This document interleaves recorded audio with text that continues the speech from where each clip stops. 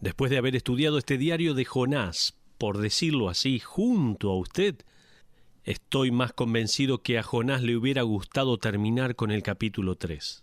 De hecho, si el libro de Jonás terminaba en el capítulo 3, él hubiera sido un héroe en la historia, honrado hasta el presente como el profeta y evangelista más importante de todos.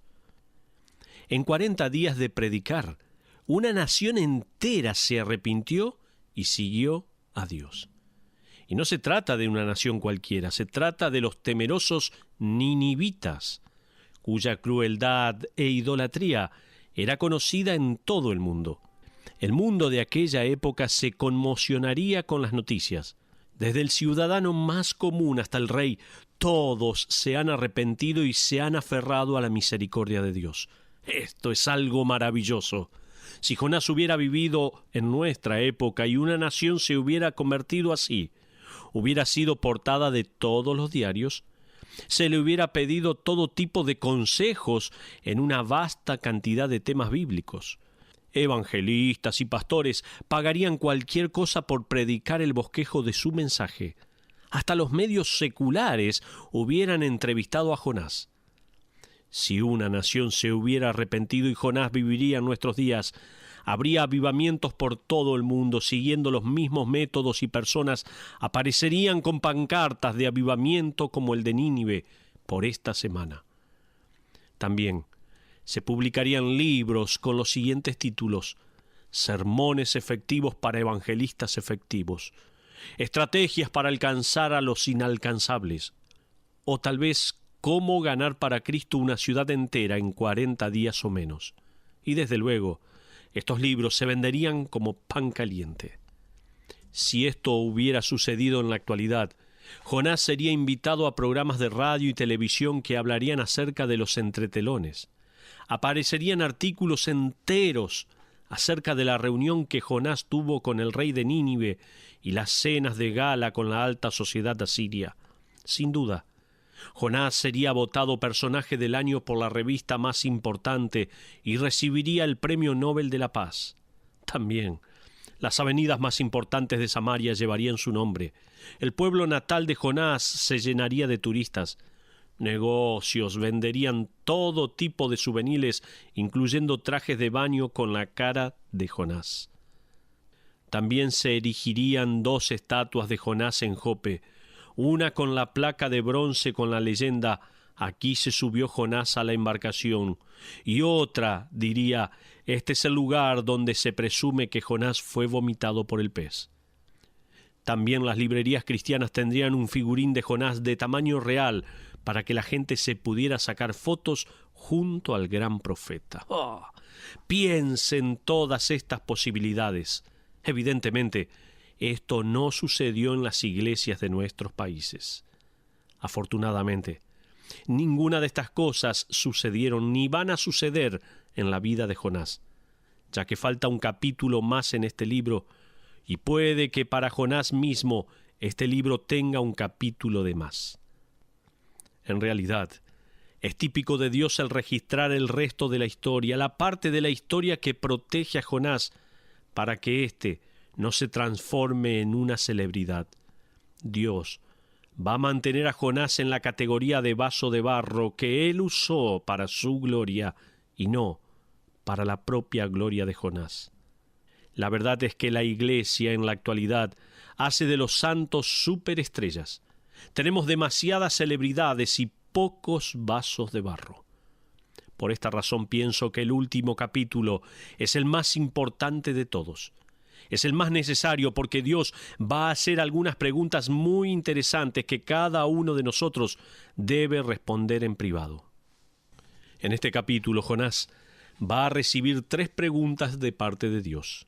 La primera pregunta tiene que ver con la perspectiva, la segunda con las prioridades y la tercera está relacionada a las pasiones. Permítame mostrarle ahora acerca de la perspectiva de Jonás. Comencemos ahora sí leyendo Jonás capítulo 3, versículos 10 al capítulo 4, versículo 1.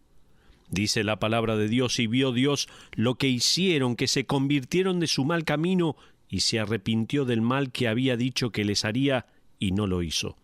Pero Jonás se apesadumbró en extremo y se enojó. Si usted no había leído nunca la biografía de Jonás, la reacción de Jonás lo va a sorprender. ¿Se imagina a alguien predicando por 40 días y viendo que todos se convierten y él se enoja? Después de ver la conversión de todo Nínive, Jonás se va a casa enojado, pensando, ¡no puede ser! ¡Se salvaron todos! Uno no se puede imaginar esto. Uno esperaría que Jonás estallara de felicidad, alabando a Dios por lo que había sucedido, diciendo, ¡gloria a Dios! ¡Se salvaron todos! Sin embargo, esto es justamente lo que hizo que Jonás huyera de Dios en primera instancia. Veamos mejor la explicación que Jonás mismo da en el versículo 2. Allí leemos, y oró a Jehová y dijo, ahora, oh Jehová, ¿no es esto lo que yo decía estando aún en mi tierra?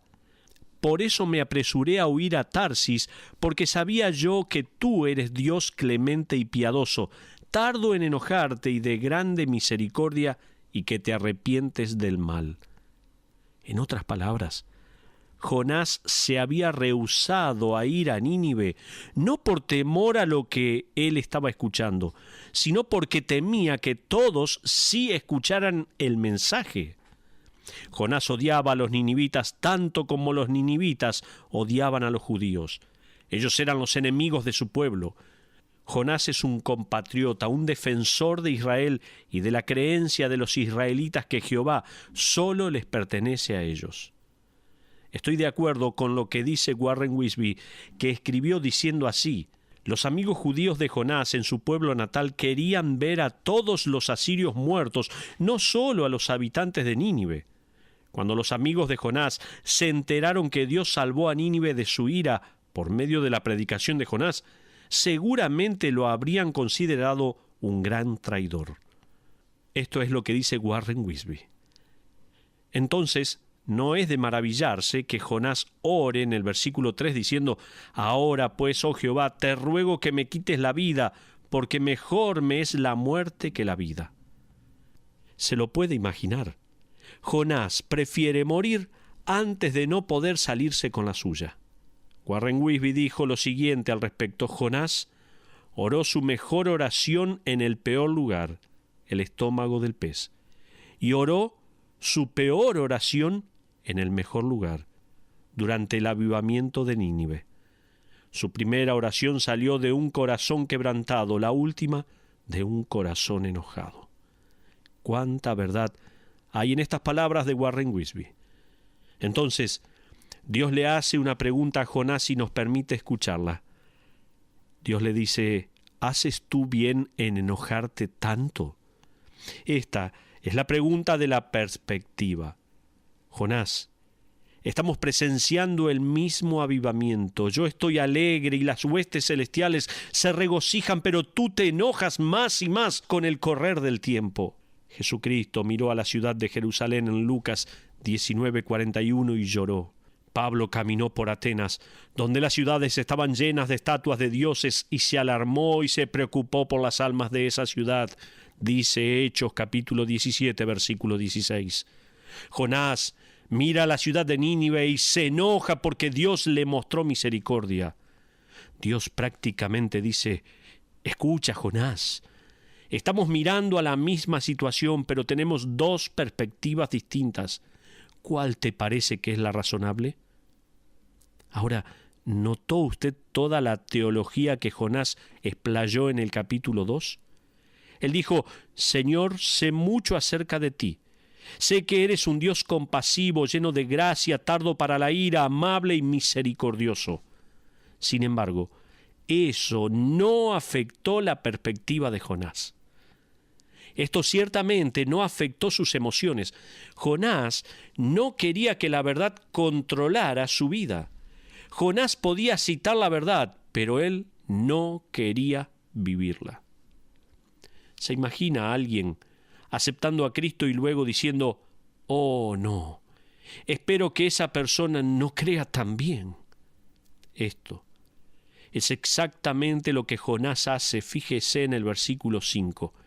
Y salió Jonás de la ciudad y acampó hacia el oriente de la ciudad y se hizo allí una enramada y se sentó debajo de ella a la sombra hasta ver qué acontecía en la ciudad. Hasta ahí la porción de la palabra. ¿No había lugar donde quedarse en la ciudad de Nínive? Pregunto. Claro que sí. El mismísimo palacio real hubiera sido una muy buena opción, creo yo. Sin embargo, Jonás no se quedó cerca de los ninivitas, ni siquiera con los que él sabía que se habían convertido. No era su tipo de gente. Obviamente, no se trata simplemente de un prejuicio. Tenemos que tener en cuenta que Jonás pensaba también en su propia protección. Es decir, él se alejó lo suficiente de la ciudad, cosa que cuando cayera el fuego de Dios del cielo, nada le pasara a él. La palabra que Jonás usa para advertir a los ninivitas en el capítulo 3, versículo 4, traducida como destruida, es la misma palabra que se usó para la destrucción con fuego y azufre de Sodoma y Gomorra. Jonás se asegura entonces de estar lo más lejos posible para estar a salvo. Y hay más. Jonás espera que el desastre suceda. Cuenta con eso él. Él espera que los ninivitas vuelvan a su idolatría y que en el día 41 el juicio prometido por Dios caiga sobre la ciudad transformándola en cenizas. Ahora, fíjese en la próxima pregunta que Dios le hace a Jonás, que en este momento está actuando como el hermano mayor del hijo pródigo, que se enojó cuando su hermano regresó a casa y fue tratado con misericordia por su padre.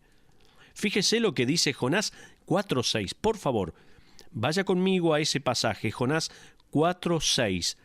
Y preparó Jehová Dios una calabacera, la cual creció sobre Jonás para que hiciese sombra sobre su cabeza y le librase de su malestar. Y Jonás se alegró grandemente por la calabacera. Esta es la primera vez en todo el libro en que Jonás está contento por algo. Sin embargo, note la manera en que Dios está preparando el escenario en el versículo 7. Pero al venir el alba del día siguiente, Dios preparó un gusano, el cual hirió la calabacera y se secó. El gusano atacó esta planta por órdenes divinas. Uno no puede dejar de ver que Dios mandó a una ballena, a una planta y luego a un gusano, sin olvidarnos de los ninivitas y del viento solano. Ahora fíjese en el versículo 8, allí vemos que Dios preparó algo más, que es, dice la palabra, y aconteció que al salir el sol preparó Dios un recio viento solano. Este viento se llama siroco, y se trata de una tormenta desértica muy calurosa que puede durar varios días. Siguiendo con los versículos 8 y 9, leemos: y el sol hirió a Jonás en la cabeza, y se desmayaba y deseaba la muerte, diciendo: mejor sería para mí la muerte que la vida. Entonces dijo Dios a Jonás: ¿tanto te enojas por la calabacera? Y él respondió: mucho me enojo, hasta la muerte. La primera pregunta de Dios dejó expuesta la perspectiva equivocada que Jonás tenía. Ahora, veamos la segunda pregunta que Dios le hace. Aquí marca la prioridad errada de Jonás. La segunda pregunta que Dios le hace en el versículo 9 deja expuesta la prioridad de Jonás, que no era la debida. Dice: ¿tanto te enojas por la calabacera? Francamente, uno puede probar cuáles son sus prioridades de manera muy sencilla. Pregúntese: ¿qué cosas me entusiasman y qué cosas me enojan? En otras palabras, ¿qué cosas me motivan y qué cosas ahogan mi motor? La dificultad de Jonás en la vida fue el resultado de su propio enojo egoísta. Él podría haber estado en el palacio real, fresco, lejos del sol y del polvo, bebiendo un té bien helado. Pero no. La actitud de Jonás fue: quiero que los ninivitas desaparezcan de la faz de la tierra. Esa fue su actitud. Jonás predicó el mensaje de Dios y condujo a una nación al avivamiento, pero en realidad él mismo necesitaba un avivamiento. Jonás pasó del enojo en el versículo 1 a la felicidad en el versículo 6. Jonás estaba enojado por la conversión de los pecadores y contento con la planta que creció. Este es un problema de prioridades. Amigos, lo que nos pone felices y lo que nos enfada revela más acerca de nuestras prioridades de lo que queremos saber. Usted puede decir: no puedo creer que Jonás se enojó más por la condición de una planta que por la condición de la gente. Pero ¿sabe qué? Así fue. Pero, ¿nosotros no somos así, me pregunto? Haga una prueba, pregúntele a alguien cuánto tiempo pasa haciendo un hobby en comparación a cuánto tiempo dedica a predicar a los perdidos. Nosotros pasamos más tiempo arreglando nuestro nido que ganando perdidos. ¿Qué cosas nos importan? ¿Cuáles son nuestras verdaderas prioridades? ¿Se preguntó eso alguna vez? Le pregunto a usted que me está escuchando en este momento, ¿cuáles son sus prioridades realmente? El otro día estaba escuchando una entrevista de un periodista y él decía que es obvio, por lo que dicen las encuestas, que incluso los que dicen que el aborto es matar a un bebé terminan votando por un candidato que apoya el aborto. ¿A qué se debe? Este hombre dijo de una manera que me produce escalofríos: hasta los que se preocupan por el aborto evidentemente les interesa más su situación económica. Qué tremendo, ¿no? Jonás estaba más preocupado por su bienestar que por la vida de los ninivitas, igual que la mentalidad posmoderna que reina en la actualidad. Ahora, fíjese en los versículos 10 y 11. Dice allí la palabra de Dios: y dijo Jehová: ¿tuviste tú lástima de la calabacera en la cual no trabajaste, ni tú la hiciste crecer, que en un espacio de una noche nació y en espacio de otra noche pereció? Y no tendré yo piedad de Nínive, aquella gran ciudad donde hay más de 120,000 personas que no saben discernir entre su mano derecha y su mano izquierda, y muchos animales. La primera pregunta tenía que ver con una perspectiva desenfocada o incorrecta de Jonás.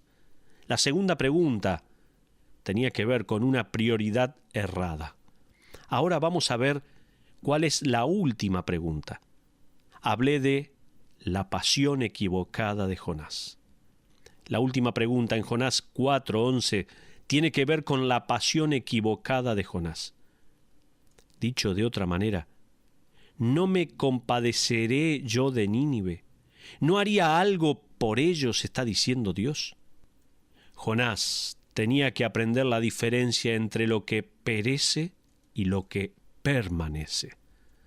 Francamente, todo este planeta va a perecer, excepto la gloria de Dios y las personas.